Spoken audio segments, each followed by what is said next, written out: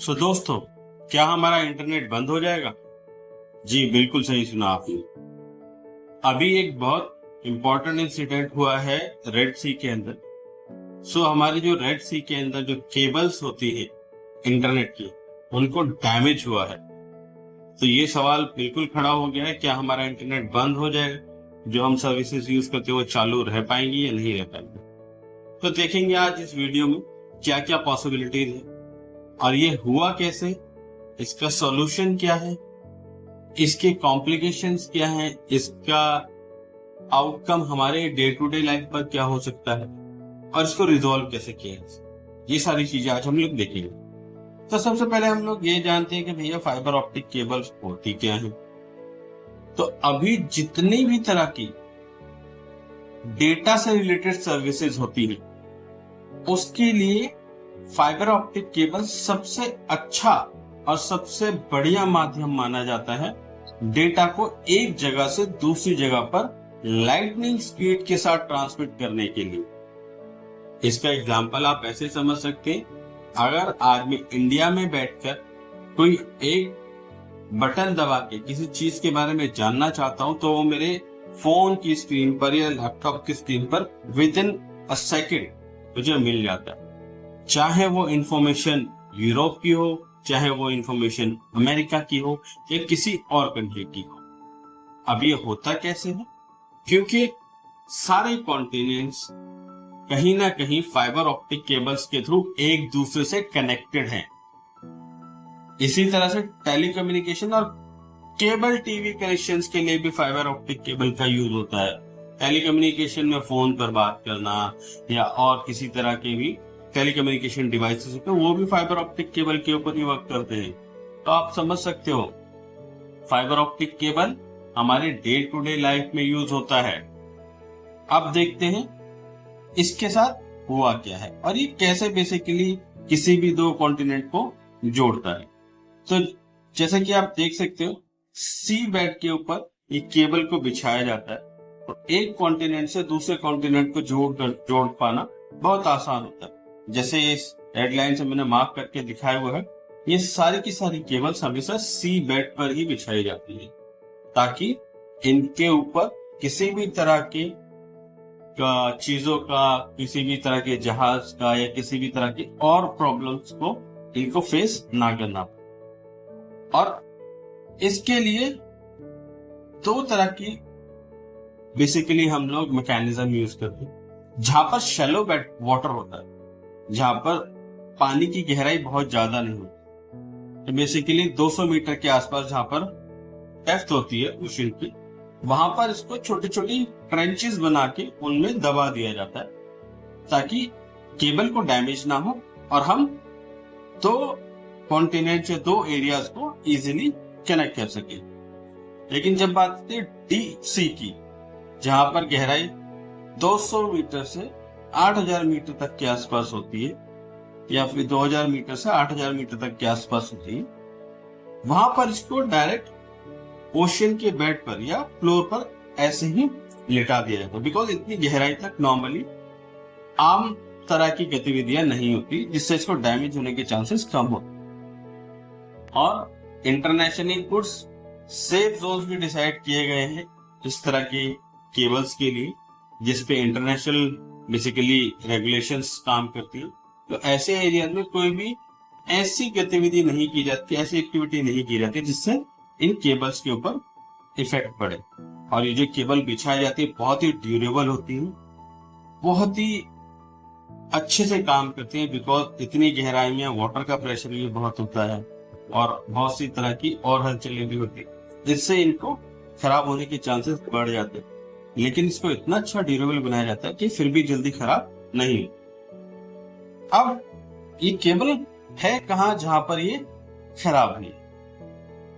Red सी जो आपका middle east के आसपास पड़ता है, वहां पर अंडर सी इंटरनेट केबल कट हुई है जो एशिया, मिडिल ईस्ट, अफ्रीका को इंटरनेट सेवाएं प्रदान करती थी, जिससे भारत और पाकिस्तान और सऊदी अरेबिया और यूएई जैसे काफी ऐसे देश है जिनकी इंटरनेट स्पीड स्लो हो गई है। और यह आप लोगों ने पिछले कुछ दिनों में ऑब्जर्व भी किया होगा।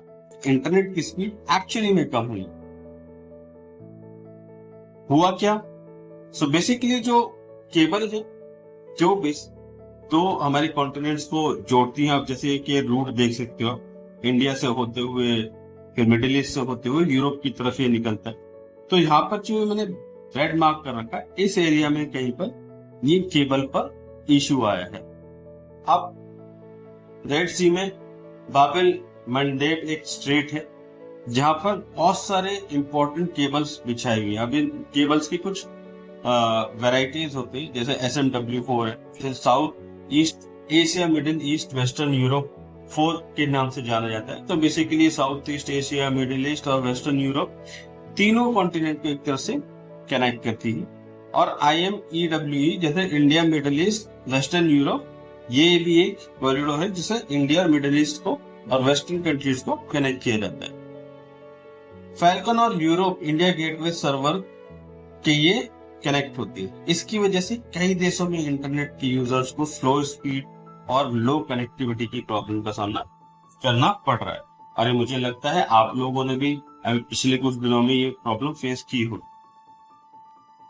अब ये डैमेज हुई कैसे और नॉर्मली इसका जिम्मेदार किसको बताया जा रहा है? तो जो एक्सपर्ट है उन्होंने बताया कि इस पे कोई ऐसा इंटेंशनल कोई इस तरह का अटैक नहीं हुआ या फिर कोई इस तरह की गतिविधि नहीं हुई जिससे खराब हुई। तो उन्होंने बोला बेसिकली जो शिप्स हैं जो वहां से मूव करती हैं, तो उनके जो एंकर्स होते हैं, नॉर्मली जब शिप्स कहीं भी हॉल्ट करती है किसी भी बंदरगाह पर, किसी भी डॉक पर, तो अपने एंकर्स डालती है पानी के अंदर। और नॉर्मली 30% से 40% ऑफ द टाइम ये जो केबल्स डैमेज होती है वो इन्हीं की वजह से डैमेज होती है।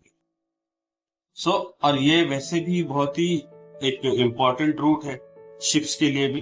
तो ऐसी प्रॉब्लम आ सकती है वहां पर, जैसे कि विशेषज्ञ बता रहे हैं। और 150 से 200 बार ग्लोबली इस तरह की घटनाएं हर साल में हो जाती। तो ये तो क्लियर कट हो गया कि यहाँ पर कोई ऐसा एक्टिविटी नहीं हुई जो अनवांटेड हुई है, ये एक गलती की वजह से ही हुआ है।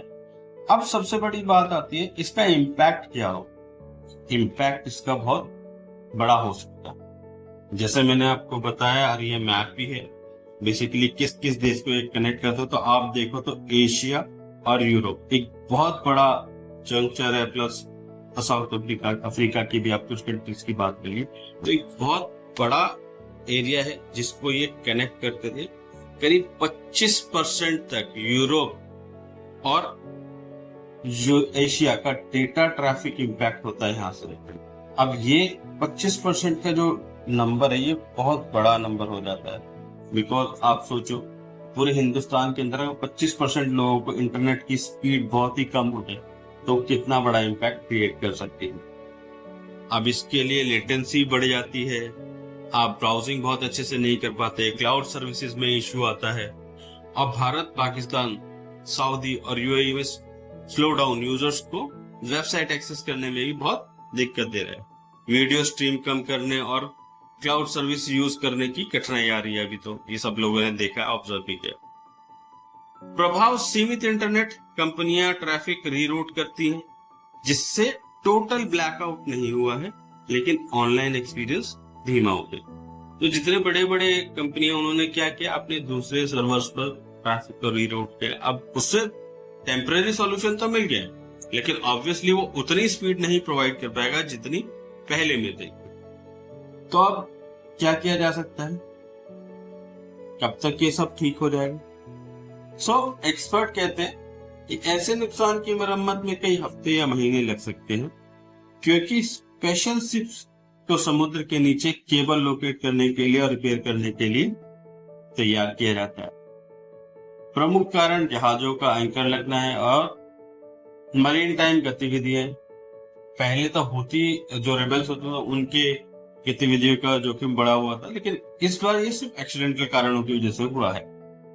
अब इसमें बात ये आती है कब तक इसको ठीक किया जा सकता है। तो जैसे यहाँ दिखाया हफ्ता, और हो सकता है महीने का टाइम भी चला जाए, बट तसल्ली की बात यह है कि ये चीजें ठीक हो सकती है। कारणों की हमने बात कर ली, क्या क्या कारण हो सकते हैं। अभी लंगर लगना और एंकर लगना इसकी वजह से खराब हुआ, और मरीन जो एक्टिविटीज होती है उसकी वजह से खराब हुआ। तो अच्छी बात यह है कि हमें पता है किस वजह से खराब हुआ। बुरी बात यह है कि इसमें टाइम लग सकता है, और उससे अच्छी बात है कि ठीक हो जाएगा। सो ये एक बड़ी डेवलपमेंट थी जो अभी हुई है हमारे एशिया और यूरोपियन कॉन्टिनेंट के अंदर। तो आप सब लोगों को बस एक इंफॉर्मेशन शेयर करनी थी। अगर आप लोगों को ये वीडियो अच्छा लगा हो तो प्लीज इसे शेयर करें अपने दोस्तों के साथ, और हमारे चैनल को लाइक करें।